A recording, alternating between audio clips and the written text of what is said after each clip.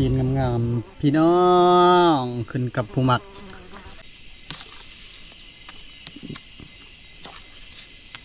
ในดูในจานหนึ่งเดี๋ยวเกาปุ๊บ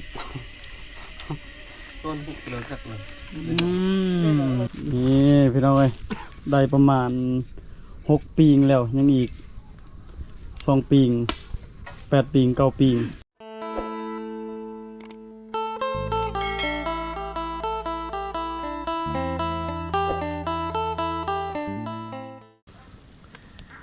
สบายดีตอนเศร้าๆพ่อแม่พี่น้องทีมงานเฮาไปก่อนแล้วส่วนเฮากำลังเก็บเครื่องที่เฮาไปรัดเช้าแบบนี้แหละพี่น้องเอ้ยหาอยู่หากินบางมื้อก็มานบางมื้อบ่มานก็คือมารอบนี้หรือว่าปีนี้พี่น้องสัตว์มันหาอยู่บนใดเย็นๆแล้วก็บนใดมีมากมาย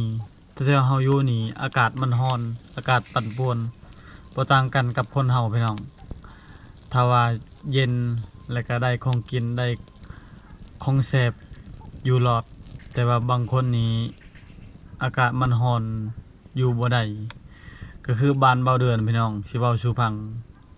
ตั้งแต่เกิดมานี่บ่เคยได้ซื้อนำประปาหรือว่านำจากโรงงานมีแต่ไปเอานำธรรมชาติแล้วก็หาตักนำธรรมชาติพี่น้องแต่ว่าปีนี้ในผ่านเดือนซื้อเอาจักเท่าไรตุกแล้ว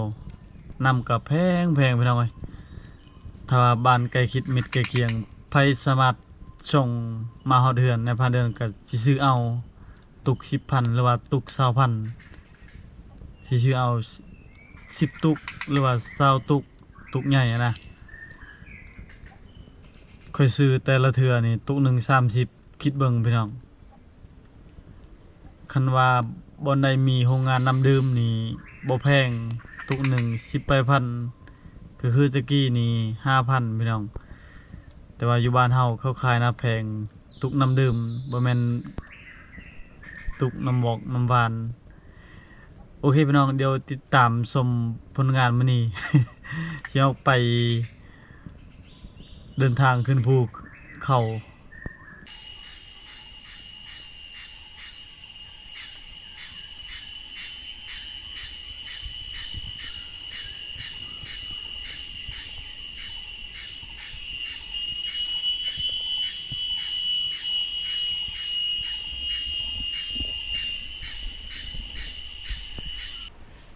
พักผ่อนก่อนไปน้องเอ้ยเดี๋ยวจะเราจะยังต่ออีกไปต่อสิได้ยิงกระหอกปืนบ่งามพี่น้องแล้วก็แตกแต่ดอกเก็บถ้าว่าแตกโอเคอยู่คือสิได้กินลาบประมาณ5-6 เม็ดต่ำๆมาลิไม่กินมากค่อยขึ้นมาทางนี้พี่น้องเอ้ยมาทางนี้แล้วก็ลัดมาหาทางแต่เฮาสิออกไปทางนี้อีกเกี่ยวกับทางบนเพราะว่าที่พักเฮาอยู่บนเบื้องนี้ทีมงานเฮาไปแล้ว2 มือนี้พอกระหอกตัวเดียวบ้านเฮาหนึ่งปืนงามได้กินนกได้กินกระหอกหลายอยู่กระหอกกับนกทานไปต้องเอามาแกงใส่กระดูกหมูกระดูกงัวแซ่บ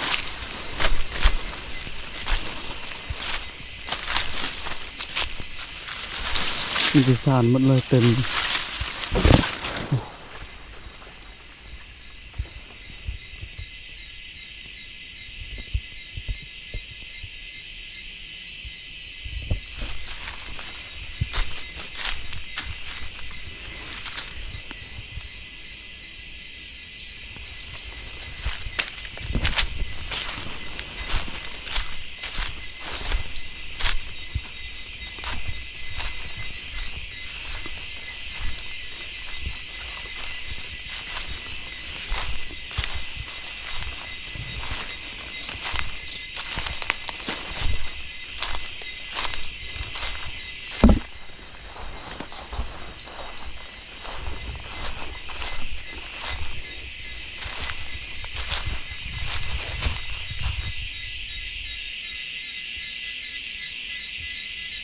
ประมาณพี่น้องเอ้ย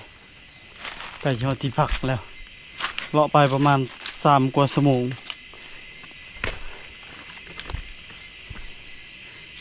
คือว่าอะไรพี่น้องเอ้ยหากินบ่แม่นว่าเฮามัดไว้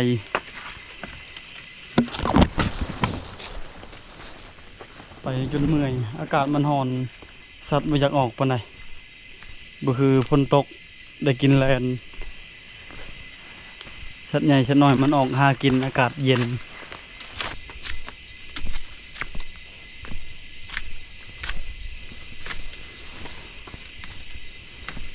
ถ้าทีมงานเฮามาฮอดก่อน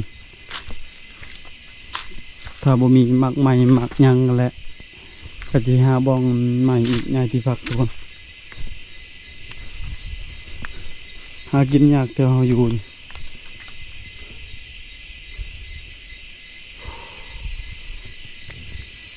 มือพี่น้องเอ้ย2 มือบ่ได้จักโตเลย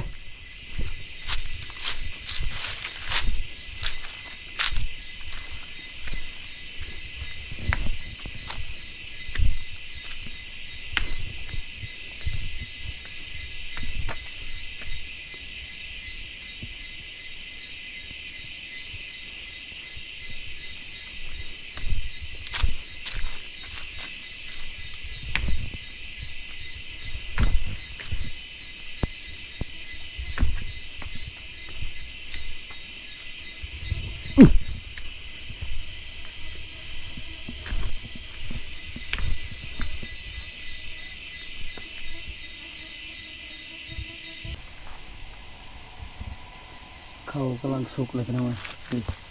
น้องมาแต่เสาๆจักมันเฮายังน้องมา4 โตนี่มีแต่ตัวงามๆขึ้นมาเฮานำบ่ได้เอา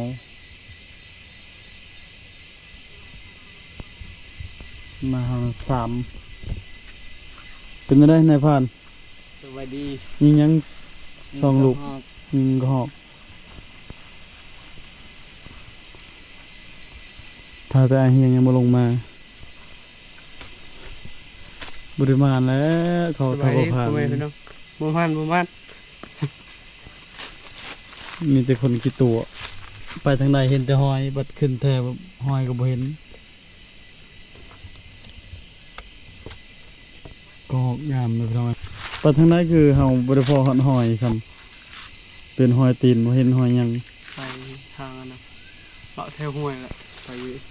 บ่ไหวแล้ว2 คนอาเฮียงกับบ่ผ่านไปยามใดเห็นแต่หอยบัดมาตัวจริงบ่เห็น บ่มีน้ำอาบน้ำกินทุกคนเลยโอ้เราเบิ่งธรรมชาติก่อนธรรมชาติสวยงามเดือน8เดือนเก่าปกติยามนี้ก็มีน้ำอยู่เด้เดือน6นี่เอาไว้ธรรมชาติบ้านเฮาเราตามหน้าผากระจายผู้คือจะคักอยู่ตอนเช้าแต่พอของหมอแน่นอนมื้อนั้นไปกับไอ้ใหม่ไปกับไอ้ผู้พอตลอดก็หอกหมอมาแล้วมีขึ้นถึงอยู่บ่เห็นบ่มีฮอดน้ำพี่น้องนะวิวงามขนาดปกติซำนี้น้ำแห้งแล้วระยะเดือน10เดือนเก่าแห้งเต็กงามสิหามองใหม่อีกบ่ไหวแล้วอยู่นี่บ่มีน้ำอาบแล้วได้แต่น้ำกินปีนี้แห้งแรง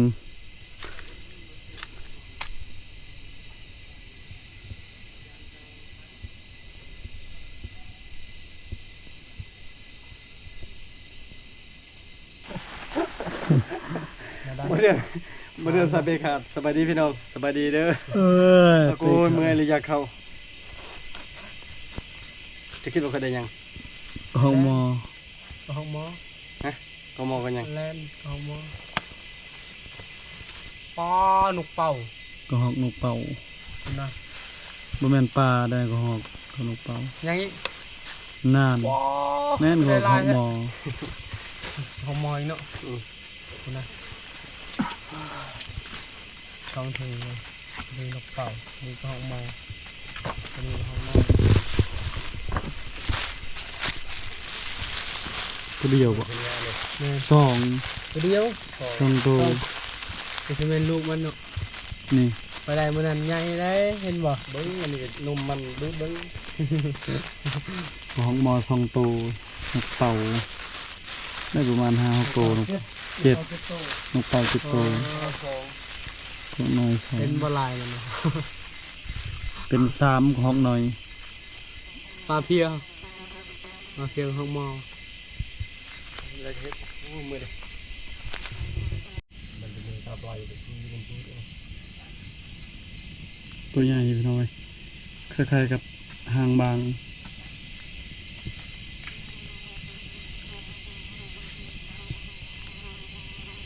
ได้มั้งเห็น มันคิดว่าทายเบียดอยู่เด้อติดตามมันมันเปิดทางใด ต้มน้ำลูกนายต้มน้ำห่อนพี่น้องมาแล้วทีมงานเฮามัน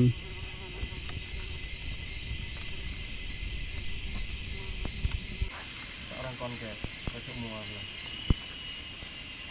kita kan dah ni kita nak alu nyam baik ๆ2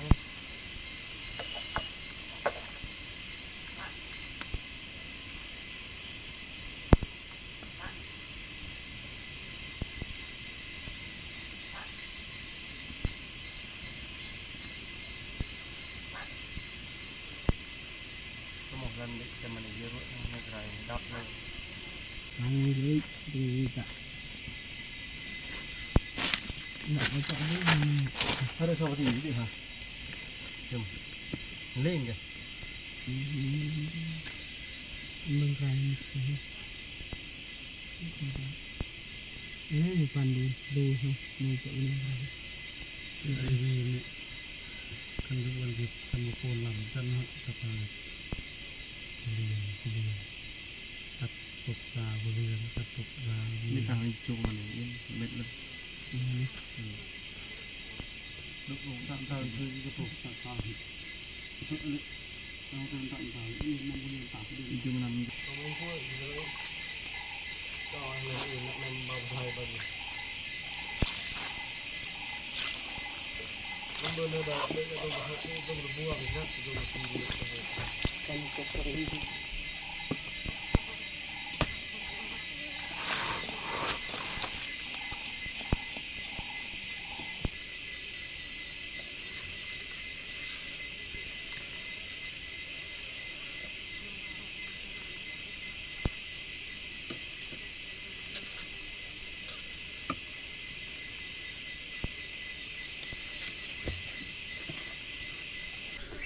ตัวนี้เราสำเร็จซีนเรียบร้อยแล้วพี่น้องเอ้ยซีนติดหนังแล้วเราชีจอยดูไหมแล้วเราชีซอยบีบใส่มะนาวนี่ดิกระดูกโอ้พี่น้องเอ้ยซีนงามๆเลยเบิ่งนะอยากเข้าเลยทองห้องเลยทองอึด 10:46 เดี๋ยวเบิ่งไอ้ยังซอยเบิ่ง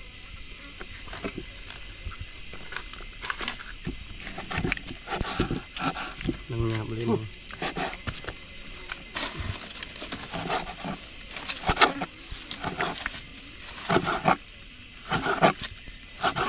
กำลังต้มน้ำเลยสิต้มเพียเลยต้มเพียใส่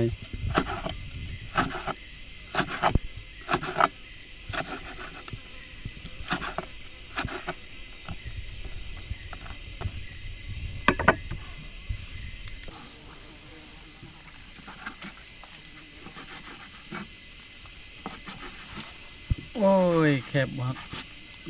บ่ได้แล้วทั้งวัน 1 วันนำ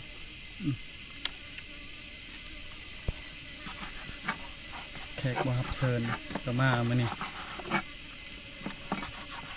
ดังดีลี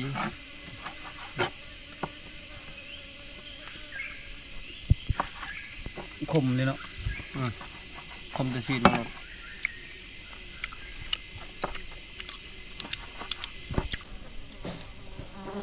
ชีนงามๆพี่น้องขึ้นกับผู้มัก บางคนก็มักมาเพียบางคนก็มักซอยจุซอยจำมักบ่คือกันสิได้ขาดน้ำอ้อยนาพี่น้องเอ้ย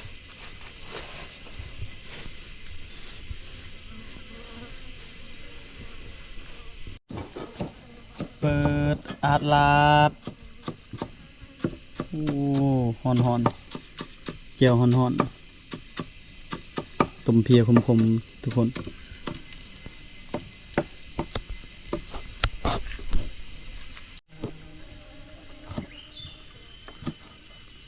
ดูแซ่บพี่น้องเอ้ยคมไม่รีรอ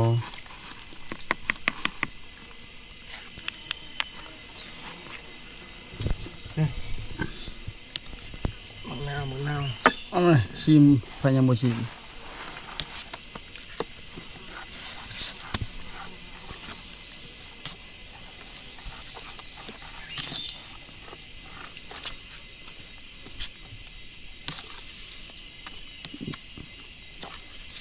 อะไรไม่ดูเอาสิของมา จะรอหลังเจ้เล่จ่าพังจ่ามือเลย ในจานหนึ่งเดี๋ยวจะเกาปุ๊บ ต้นปุ๊บเลยสักเลย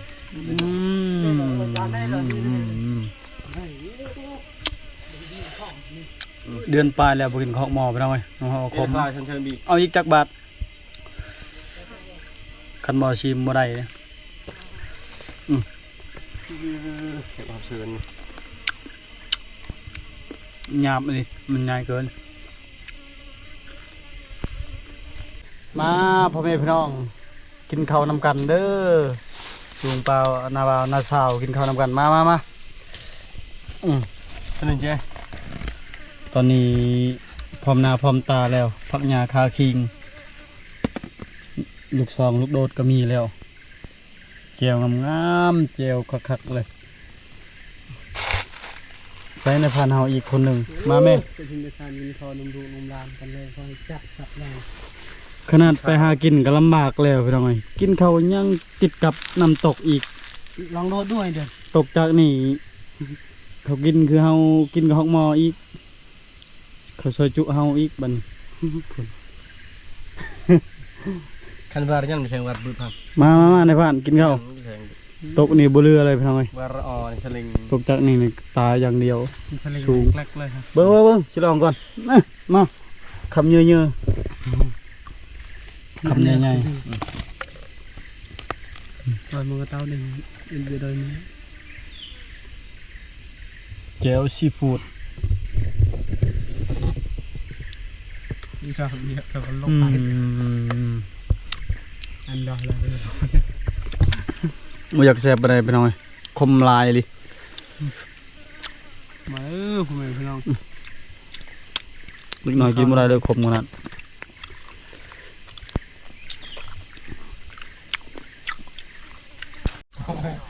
โอ้นายพรานก็มักคือกันเนาะตะกี้อายเพิ่นพาไปเล่นผู้สาวเพิ่นน่ะได้ผู้สาวชวนเฮาแล้วบ่มีผู้สาว เฮาในช่องคนน่ะเมื่อปะลาวได้ลาวมีผู้สาวตะกี้เนาะไปเล่นนำกันตะกี้ข้ามเซสมวนบ่มีครัว ข้ามไปข้ามมาบ่คือเดี๋ยวนี้มีครัวลมช่องเทือในแกงทรงเสื้อกับเปียกหมดบันทึกเจ้าหน้าที่หยุด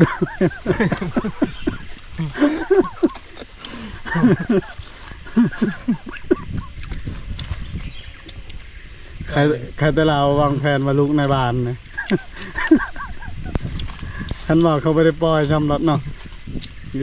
คันชำนี่นี่บ่เรือและเจ้าหน้าที่นะตีแล้วแหละ แล้วลูกครับ กระทึกเข้าได้เขาบ่ให้ไป เจ้าดอก กลางคืน ดอก กายมองกายเวลาแล้วเจ้าหน้าที่ก็ยักนอนเป็นกักรถไปกันอายเพิ่นบ่เบาว่าลูกในบ้านจักเข้าปล่อยจักเบา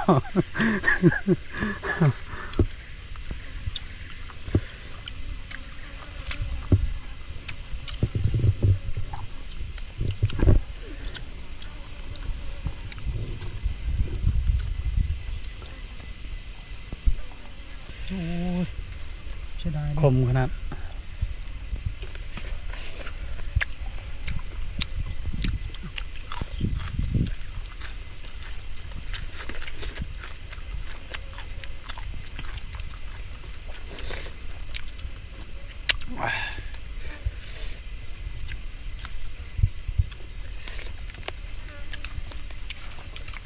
กินอะไรในพันตะเลยจัดผ่านนี้เด้อ ไผก็เมื่อยไปหน่อยกินบ่หมดซ้ำอ๋อยังเหลือหลายนี่ขมมื้อนี้ฝนบ่ตกเฮ็ดเบิ่งลมแห้งคันบ่มีลมฝนตกแน่นอนลมมาตอนเที่ยงอีกเอาไหมยังอิ่มแล้วได้ อืม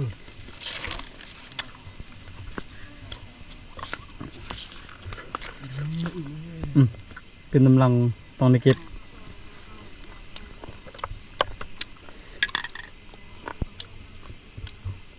ปลาข้าวเบิ้ล กินข้าวกินน้ำอิ่มพี่น้อยยอมรับว่าอิ่มพอดีตอนเช้าๆมื้อนี้ไอายเฮียงเพิ่นใดอายเพิ่นใดก็ซ้ำเฮาได้นั่นแหละหลังจากกินข้าวเฮาสิได้ปีกนกปิ้งหอกกลัวนกก่อนเก็บใส่ทุกอย่างมาฟังไปเด้อๆมอหนึ่งนี่ เด็ดๆเลยลูกนี่เราไปเจอที่ทาน นกเป่ามีแต่โตวมันๆเลยพี่น้อยก็ห้องน้อยก็ห้องหมอตัวหนึ่งแล้วเฮามาปิ้งไว้พอได้ เย็น ซุปมะเขือปนมะเขือแล้วครับเฮือน ลองทานดูอันนี้มันยัง เปราะ บอภาษาลาวเอิน กระแต ก็ฮอกเนาะอันนี้ดิ หมอใส่หมอครับหมอ อันนี้ดิฮอกเนี้ย ของใหญ่ตัวใหญ่ เราบุเคยขี่คานนักหล่า ถ้าเบิ่งบ่พังพรงานแต่งบ่พังก่อน พอเราเป็น ค่อยหาซื้อเกิบก่อนบ่ใส่เกิบนี่ก็คักคือกันบ่พังนี่นะเกิบนี่ ครับโยม ชาละวันเอ้ยล่ำ พอดีพรกับมาคนเวียดเลย อือให้แม่หางเลย ในห้างลูกติดก็มี อันใครอยู่ผู้พี่อยู่กับบนเย็นๆลงไปแคมน้ำหรือว่าแคมเขื่อนบ่ไหวพี่น้องเอ้ยมันฮ้อนแท้ฮ้อนว่าจุดอายุน่ะใครอยู่หน่อยหนึง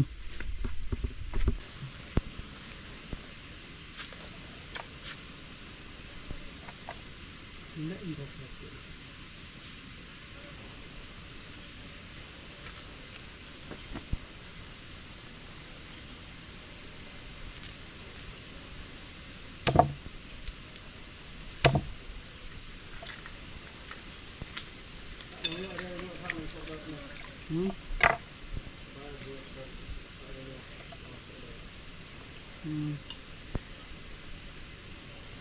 đang tích nào giờ chút vậy giờ giờ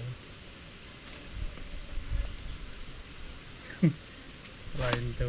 chả คนไหนเนี่ยมาแจม đặt giang để cho chui nem nhỏ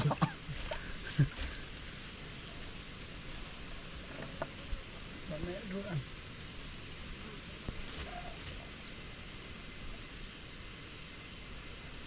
มันอะไรนกเป่าพี่น้องเอ้ย กินมาให้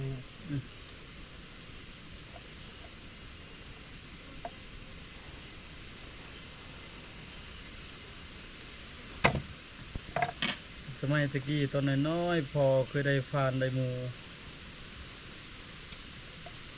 กินอิ่มแล้วก็กินบหลายตอนน้อย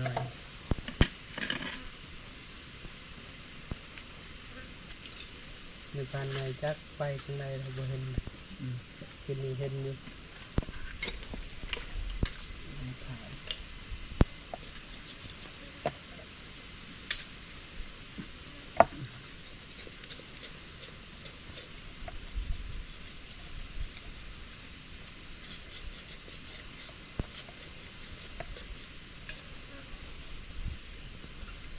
ตอนนี้เราเอาฟืนพี่น้องเอ้ย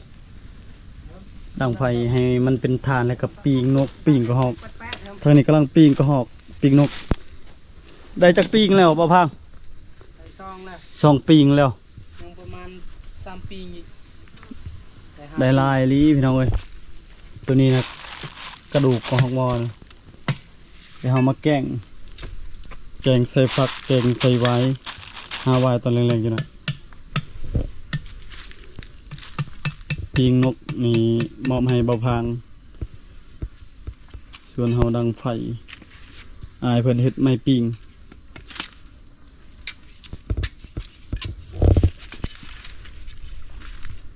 ต่อไปเบาพางอีกสิบ่ได้เข้าป่าคือเบาเลาะ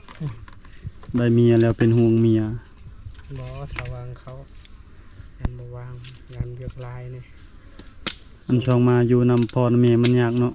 ยาก อายก็ได้เมียน้องก็ได้เมียก็น้อยปะเมียอยู่เฮือนอายอีกได้นอนนำ บ่เป็นหยังธรรมศาสตร์ฮะ บ่ธรรมชาติและ ไป เมียไผเมียมัน ไม่มุดเบิ่งกี่เด้อล่ะ โอ้พี่น้องเอ้ยนกมีแต่นกมันๆเลยโอ้ปิงกระหอกบ้านเฮา เปิดเด้อหน้ากันตองเลย โอ้ ไปใกล้ๆได้ยังไง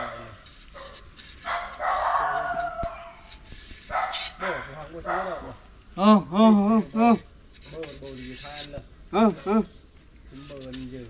ไอ้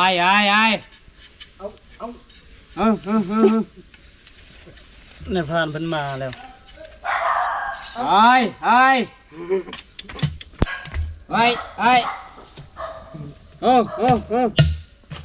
ในแย่ล่วงแกมันกวิดจะเชิงแกกระบ่พังปี3ปีแล้วก็ให้เดือนนี้เป็นเดือนปีชอยมันกวิดจิตเลยแต่ล่วงแก เลยไม่กรอบในเลย น้ำแก แล้วก็รีกิ ก็ได้ เดี๋ยวกินนังนี่ มันนั่นก็ได้นี่พี่น้องเอ้ยได้ประมาณ6ปีงแล้วยังอีก2ปีง8ปีง9ปีงมันจังแล้ว ขอบคุณประจำเนี่ยเลยได้โอ้ย กินเลยข้าวบ่ได้พานกินเลยข้าวยัง กิน กินข้าวนี่กินข้าว เนาะมากินอีก โอ้พี่น้องเอ้ยมื้อเช้านี้เกือบบ่รอดเลยใส่เปรย์ขาด นี่ตัวใด ฮ้อนพี่น้องเอ้ยตอนนี้ปิงนกปิงหอกให้มันสุกแล้วก็เก็บไว้ใส่ในถุงยางแล้วหาเวลาพักผ่อนตอนนี้ 12 โมงกายตื่นแต่เช้าตื่นดึกลุกเช้าพี่น้องเอ้ยเดี๋ยวตอนแรงๆใหญ่ๆสิไปทางใหม่อีกเพราะว่ามื้อเช้านี้ก็ไปทางใหม่เมื่อวานนี้ก็ไปทางใหม่พี่น้องถ้าว่าเฮาพอมักให้